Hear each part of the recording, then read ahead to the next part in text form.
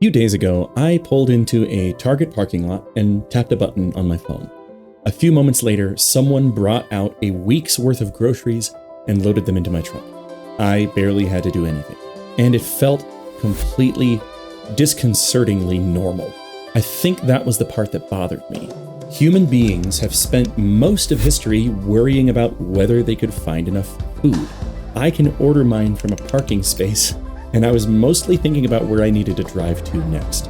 There's a story in Numbers 11 where Israel has food appear for them every single morning, and eventually they're tired of it. I used to find that story a little hard to understand because the circumstances seemed so miraculous. I don't think I'm confused anymore. I want to take a look today at why good things become ordinary so quickly, why getting more rarely fixes that, and one very practical way I have found to begin paying attention to the goodness of God and the gifts that he gives again. Now, the manna story begins in Exodus 16. Israel is in the wilderness, they need food, and in the morning there is this fine substance on the ground. They look at it and ask, "What is it?" Which literally in Hebrew is manna or manna. So Exodus connects that question with the name manna. And at first it's strange. It has to be noticed, gathered, learned, figured out. And by the time we get to Numbers 11, they're tired of it. They say, there's nothing at all but this freaking manna to look at. In Numbers 21, they call it miserable or worthless food, depending on your translation. I have at times read passages and thought, how do you get tired of that? That's amazing. Bread is literally raining from the heavens. And then I look at my own life. I have vanilla in my pantry, and I barely think about it. Vanilla comes from an orchid. In much of the world where commercial vanilla is grown, each flower has to be pollinated by hand because the plant is being grown outside the range of its native pollinators. The harvested pods then go through months of careful curing before they smell and taste like the vanilla that we know. That whole chain of work ends with a little bottle sitting next to my baking soda, and most of the time we treat it as if it's completely unremarkable. In fact, we treat the word vanilla as if it describes something boring. In years past, it would have been the province of only royalty. The same is true of clean water coming out of the wall. I can make it hot by turning a handle. I can be annoyed when it takes time. Or if it's down for a day or two, it's this massive annoyance. This is where gratitude, desire, and expectation begin to separate. Gratitude sees something good and receives it as a gift. Desire reaches towards something good that is still ahead. Expectation assumes that the good thing will be there. Now, expectation has a really weird effect on us. When the thing arrives, we are simply okay. It met the expectation, right? When it does not arrive, we feel that something has been taken from us.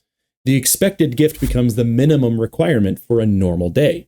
But if we desire something and we receive it as a gift, we're grateful. There's something different. We're happy. And if we don't receive it, we're okay, at the same level that we would be if we only receive what we expect. That helps me understand Israel.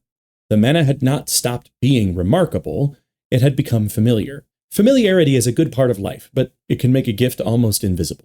Now, psychologists often describe this with the term hedonic adaptation. Our circumstances change, sometimes dramatically, and over time our emotional lives tend to just adjust toward what now feels normal.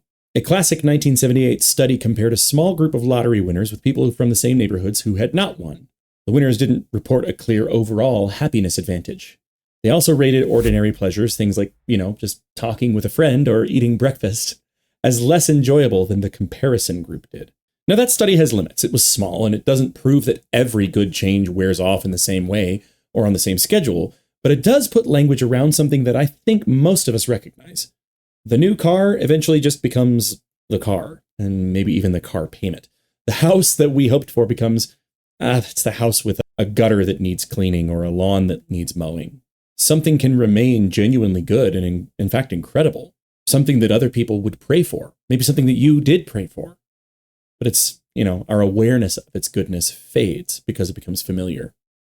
Ecclesiastes 1:8 says that the eye is not satisfied with seeing, nor the ear filled with hearing. And Proverbs 27:20 says that the eyes of a person are never satisfied. Scripture seems to take this restless appetite pretty seriously. It does not assume that another possession, achievement, or experience will finally settle it. In fact, Jesus says that life does not consist in the abundance of possessions, and I think he might have been onto something. I think that is pretty important. I think that matters. I often try to solve a problem of attention by getting something new. Sometimes the new thing is useful or beautiful, and there's no virtue in pretending otherwise. It still cannot teach me how to see what is already in front of me for how good and how beautiful it is. So the question becomes, can gratitude be practiced? Can I interrupt adaptation long enough to see an ordinary good thing again? The manna story suggests that I can, and it begins with receiving life one day at a time. By the way, if any of this is hitting close to home, there's a good chance that one specific lie about God is quietly running the show in your mind. I built a 2-minute quiz to help you name it. The quiz sorts your results into one of 5 patterns I see most often in the people who are trying to follow Jesus, but running into something that's keeping them down. And I've got all kinds of free resources on the other side. If you take it and it's helpful to you, they're all yours. It's in one of the first links in the description, or you can just go to theoverlap.life/quiz and take it there. Can't wait to see what you get. Now, one of the things that I think can really change this whole process for you, there's a really simple practice, and it's just about asking yourself better questions. In Exodus 16, Israel is told to gather the manna each morning. Most of it cannot be stored overnight. When people try, it spoils, goes rotten. There is an exception before the Sabbath, which is worth noticing, but the usual rhythm is daily gathering and daily dependence on God and his provision. Now that rhythm appears again in the Lord's Prayer. Give us this day our daily bread. The prayer brings our attention back to today's provision. Paul also says in Philippians 4 that contentment is something that he learned or was initiated into.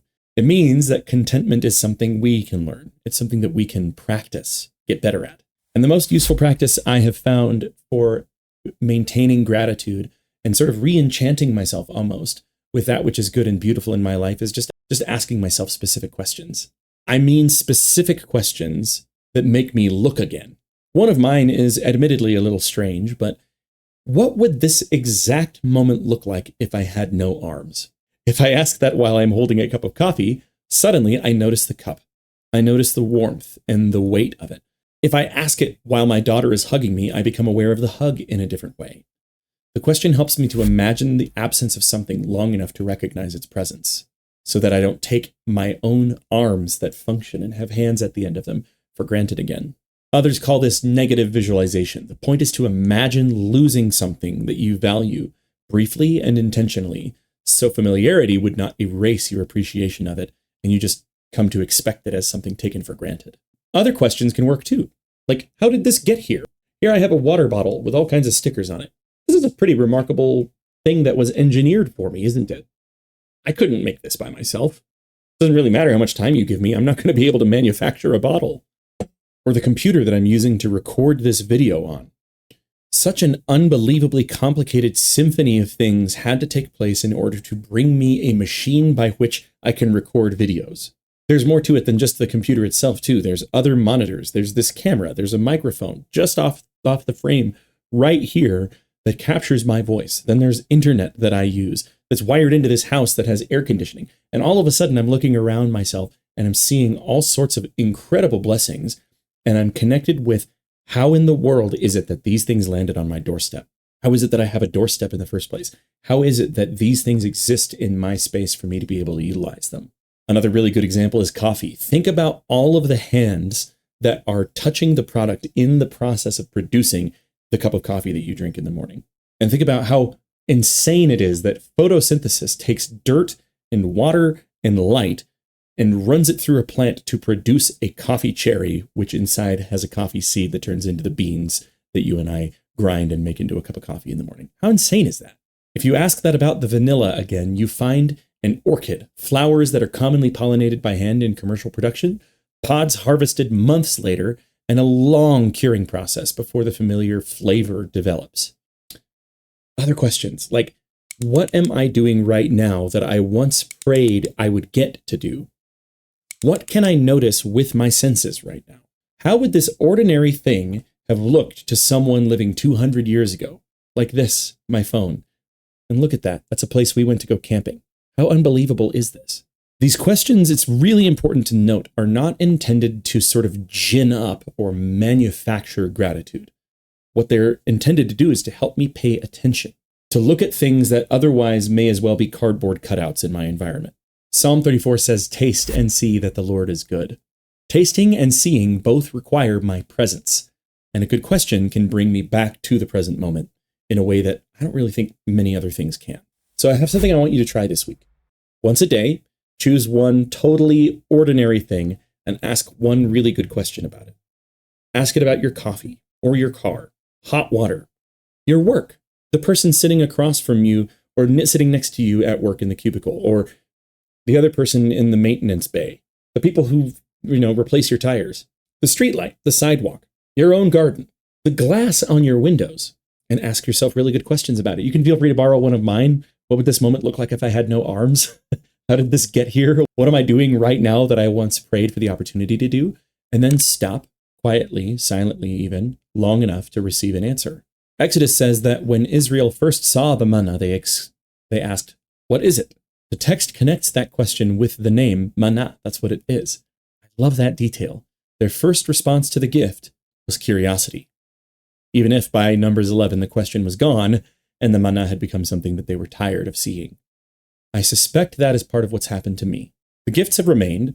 I've stopped asking questions about them. But before you go find out which lie about God is secretly shaping your faith. The quiz takes about 2 minutes. The link is right below or at theoverlap.life/quiz. Next Friday, I want to talk about what happens when disappointment with God begins to feel like God owes us something. If you want to follow the series, subscribing is the easiest way to catch the next one. I'm really grateful that you're here. Further up and further in.